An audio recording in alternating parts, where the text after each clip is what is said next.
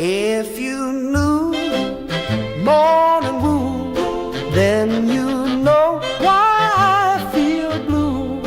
Without morning, my morning wood.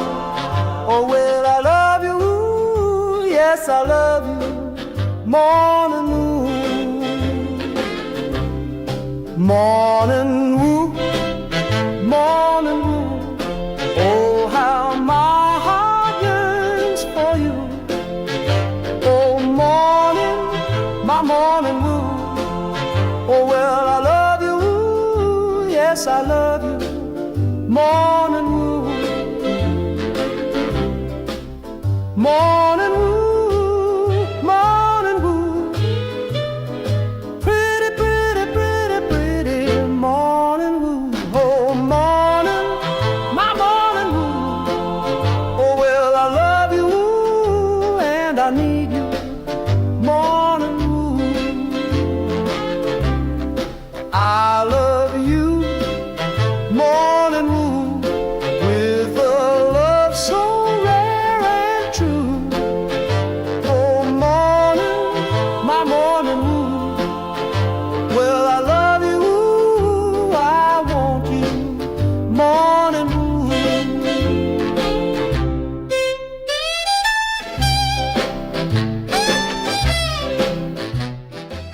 Rise and shine.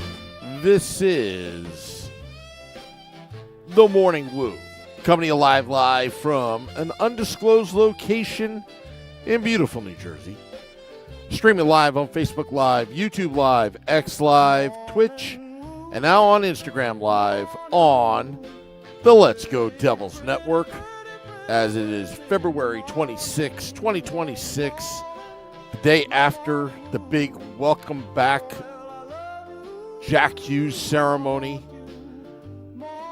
after the Olympics, winning gold in Italy.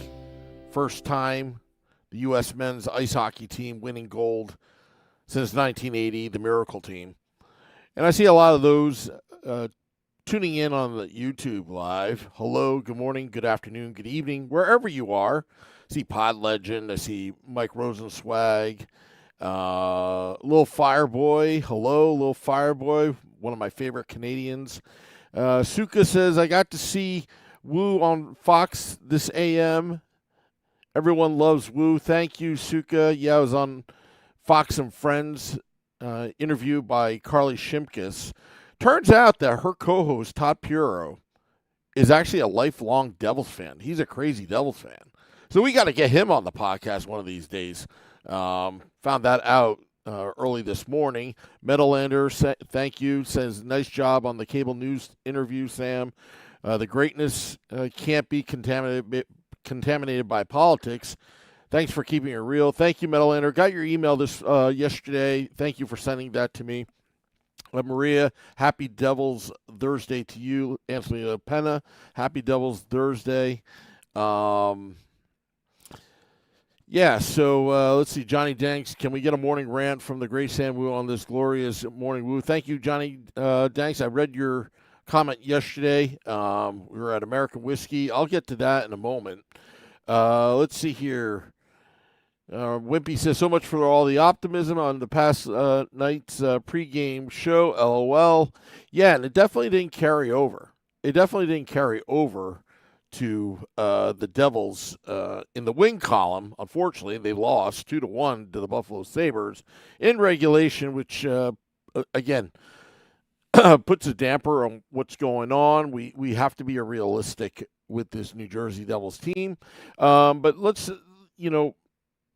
go back to the interview I did with Fox News, Fox and Friends this morning. They were, this has gained so much media attention. Jack Hughes' golden goal in the Olympics, and Metalander said it right. Like, greatness can't be contaminated by politics. So when I did the interview, my friend Durango Steve was next to me.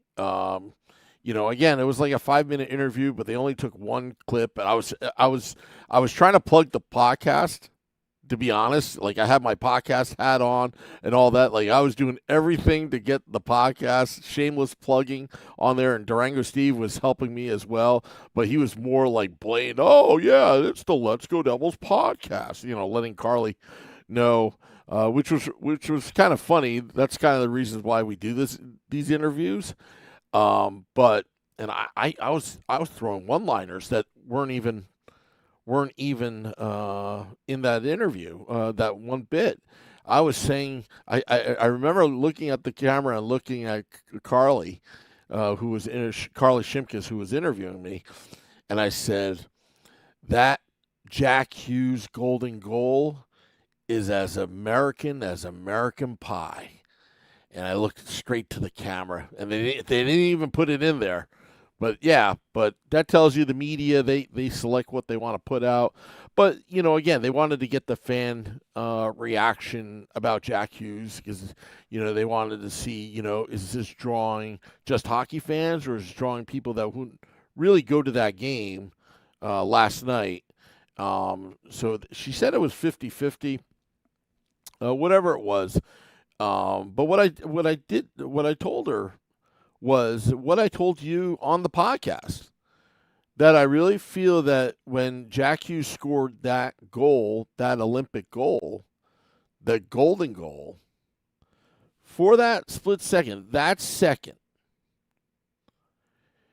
you talk about the miracle team always saying that the country needed something to be excited about. And when they beat the Soviets, it changed everything. And those of us that were still alive, back then, like me, but too young to realize it because I was only 2 years old, did watch the game, according to my mother, when it was on the tape delay, back in the 80s. It's kind of like, where were you when Kennedy was assassinated? Or where were you when the Challenger shuttle exploded, or where were you on 9/11? It was like one of those where were you moments. And that Jack Hughes goal was one of those where were you moments, like the 1980 team, how they inspired the country. But it's quite different because this time around, when Jack Hughes scored that golden goal, the country has been divisive for a while. Divisive, the geopolitical politics and all this kind of stuff that surrounds us, all this noise that goes on every day in all of our lives.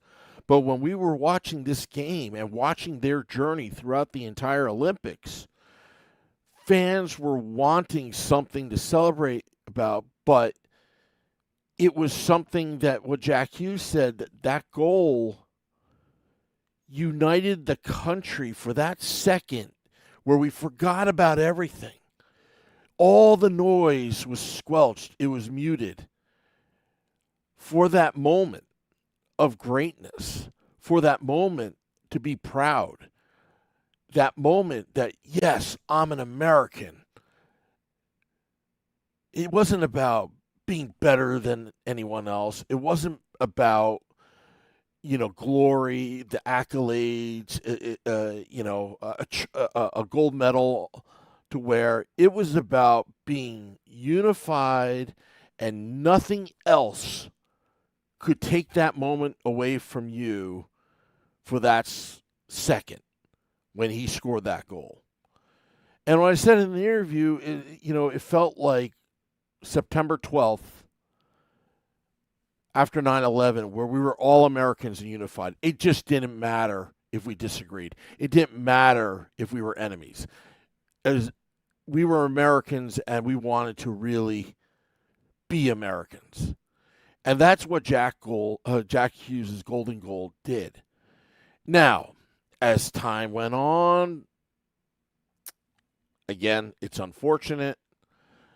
There's been a lot of noise in the media, about the phone call, about the players, and And I think Dylan Strome, I guess there was an incident on social media, where it's like, unfortunately, hockey families and hockey players are now in this narrative that they didn't ask for. And you got to be able to control the narrative in your head. You can only control what you can control. You can't control the noise, but you can squelch out the noise. And that goal gives me hope, where I can say, when you're having a bad day and everyone's talking politics, you don't want to be a part of it and blah, blah, blah, blah, blah. I'll just go back to Jack Hughes' goal where, that was that one day, that 1 second where stuff doesn't even matter. It doesn't even matter. And, and I'm so pleased with Jack Hughes. Let's go to the pregame ceremony. I didn't have high hopes that it would be great because I'm like, oh, the Devils are going to screw it up, blah, blah, blah, blah, in my head. No, I give kudos to the Devils. That night was a fun night. It was a fun night. Beer Baron and I, we went to courtesy of JCB Architectural. Gave us 2 great seats, front row, from the 100 section to watch, and we kind of live streamed it as well on the YouTube Live. We watched the ceremony. Here are my thoughts.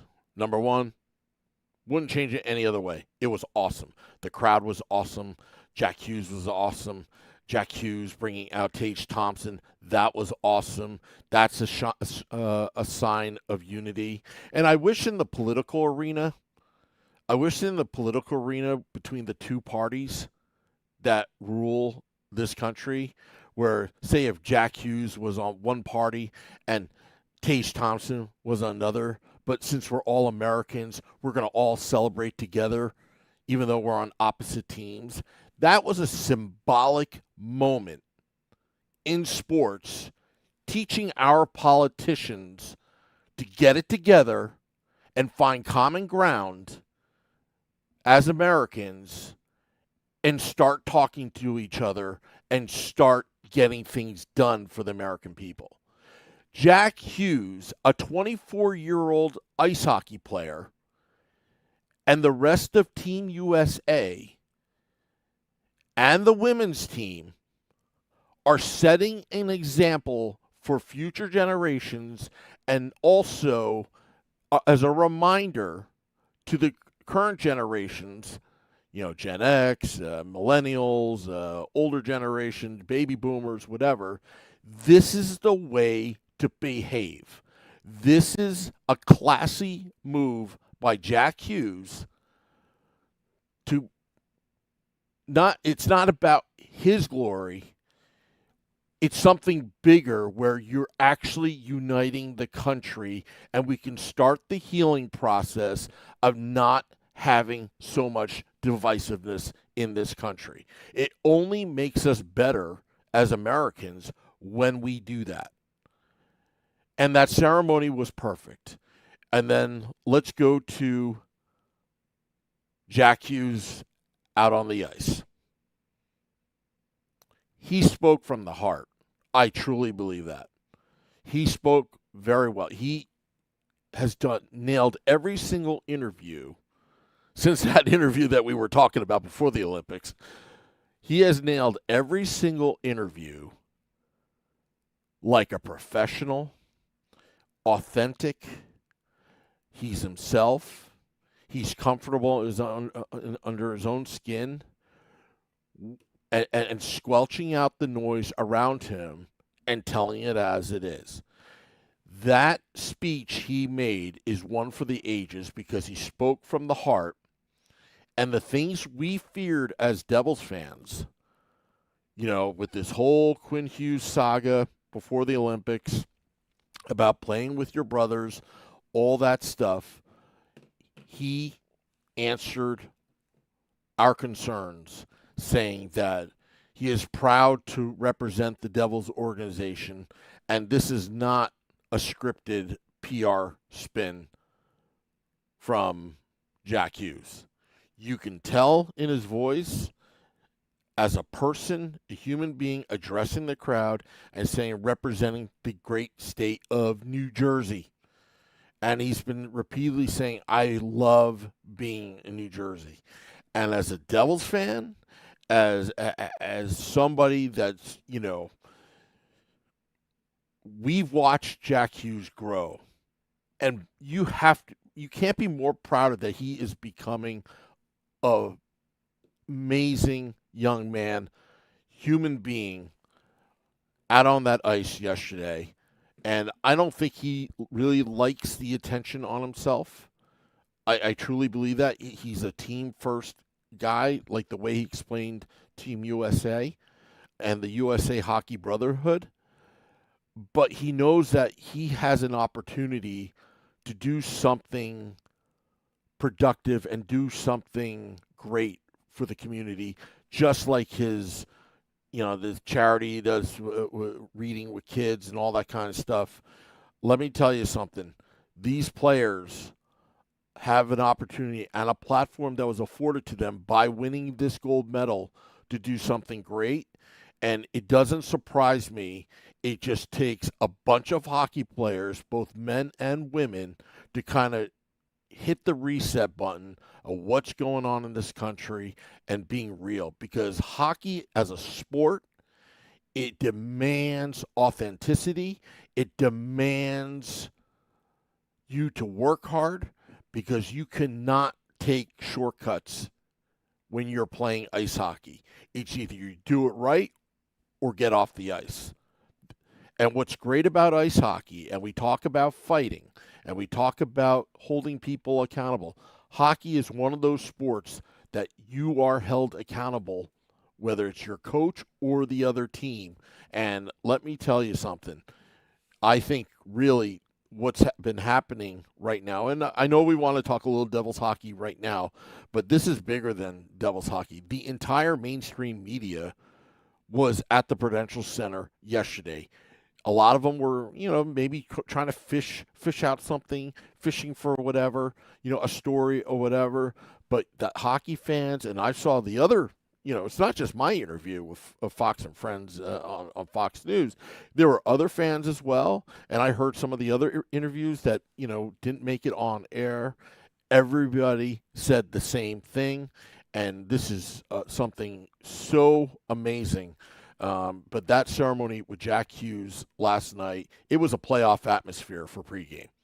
It totally was. The USA chants, all that kind of stuff. Now, the introduction of the owners and the governor of New Jersey, Mikey Sherrill, and some of the fans that were kind of, Buffalo fans were like, oh, you must not like the governor.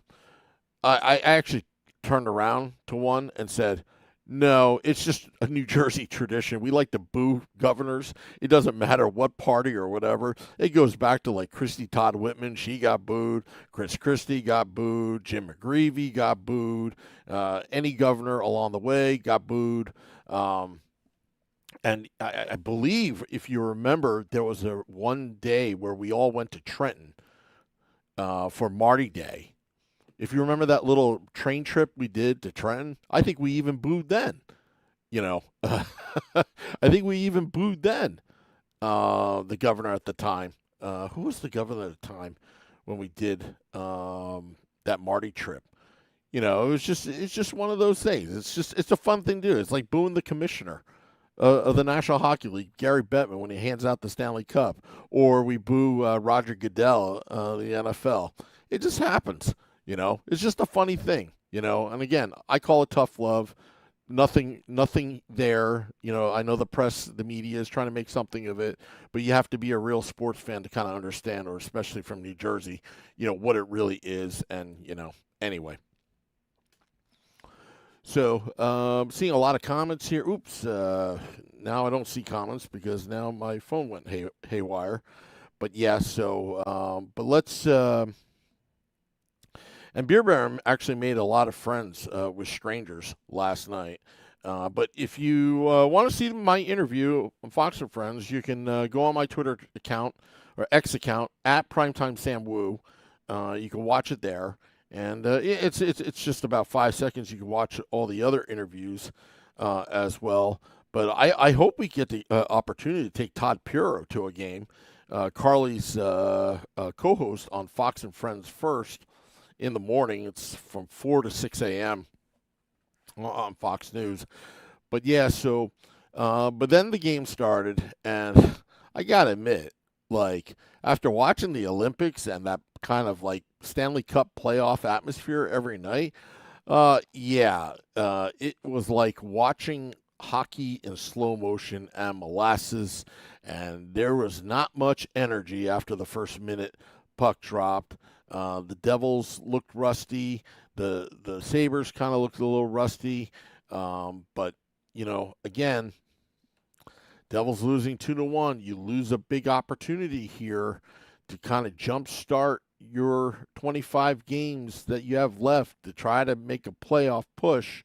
Not good, but they're going to come back later tonight, take on the Pittsburgh Penguins, who, by the way, Sidney Crosby, captaining Team Canada, and also the Pittsburgh Penguins, will be out for 4 weeks. So, again, here's an opportunity. This is a team that they need to knock off in the Metropolitan Division. So, let's put last night in the rearview mirror. But yeah, so Johnny Danks wants me to go on a rant. See, I just don't go on rants unless I need to go on a rant. But Tom Fitzgerald is obviously a lame duck GM. You would think. And right now, Scotty and I talked about this on Devils After Dark last night. And right now, the first step is if you want to make changes, you got to do something with these no movement clauses and get some of these players to say, yes, I don't think anybody's untouchable right now, except for Jack Hughes and Luke, probably, because it comes with Jack. Just given how hot Jack Hughes is right now in the National Hockey League. And right now, you're going to have to look at your salary cap and the money situation because you're not going to be able to bring in someone like Quinn Hughes later down the line. And if you're stuck, you got to be unstuck. You need to have cap flexibility. And these no movement clauses, Tom Fitzgerald has backed himself in a corner. So if you're going to accomplish something on trade deadline, and you're thinking that you're going to go on a playoff push, forget about the playoffs. Free up some salary cap space so you can move forward and rebuilding this team around Jack Hughes. Will Nico Hischier be here? His contract is almost up in about a year and a half from now. So there are big decisions that need to be made. And I was joking with Scotty yesterday, and we were kind of in agreement with it, that I want Tom Fitzgerald to do all the dirty work, but then somebody else to make the decisions. Another GM. I know that's cruel, but you know what? Tom Fitzgerald backed himself in a corner. This whole Quinn Hughes controversy just spiraled out of control because Tom Fitzgerald acted too slow, late to the game, and even that, he had an opportunity to pull off the trade and didn't do it, and that's when Quinn Hughes went to Minnesota because Billy Guerin, the other protege of Jim Rutherford in Pittsburgh, where Tom Fitzgerald and Bill Guerin were assistant GMs, he was able to make the move, and if you remember that press conference with Quinn Hughes, he basically said, well, at least this GM has the balls to do it. Not in those exact words, but pretty much what I'm saying, that's what happened. And you know what? I'm not impressed. The crowd booed Tom Fitzgerald when he was on the Jumbotron yesterday. Not good. And Wimpy says the wreck of Tom Fitzgerald, LOL, it's never ending like the Gordon Lightfoot song. Gordon Lightfoot. Wimpy says, let's go Mets. NY Davey says, the Devils have a solid roster of players. I'm convinced the system that Keefe has them playing, does not exploit its strength, namely speed. You could be right there, but problem is, Sheldon Keefe, when he signed with the New Jersey Devils, signed a 5-year big fat contract to coach this team. Buying him out, are you sure that the ownership wants to do that and then have another coach in? We shall see. But right now, where Tom Fitzgerald and the ownership are backed in the corner with these no movement clauses is that Jack Hughes, he's the face of the franchise right now. He's got about, 3-4 more years left? You got to take advantage of that contract, that $8 million a year contract. And there's no time to waste here. This is not about building in the future. You got to reload, and reload quickly. You don't rebuild right now. You have to reload. You got to figure it out. And now I see people are going back to, Mets and all that kind of stuff. Jason O says, we have to be the only team in the hockey who can't cycle a puck. We constantly caved in our own end. It's crazy. Yeah, it's not very inspiring hockey, I can tell you that. Stanley says that Kovacevic deal was the final straw for me. It's just as egregious as the Markstrom contract. Yeah, the Markstrom contract you didn't even need to do, to be honest with you. Completely unnecessary and a complete self-own. Yeah, it's almost like self-destruction. Your own making. I mean, Tom Fitzgerald, again, this is his team. His name is on this. And he should be held accountable. But is it, again, we need to shed salary, and you're going to expect some big trades, but not so much in return. It's more of creating more cap space for the future. And that's what the Devils need to do right now. And that's it. So, all right, well, I'm going to get out of here on this beautiful Happy Devils Thursday. It's going to be a triple header Thursday.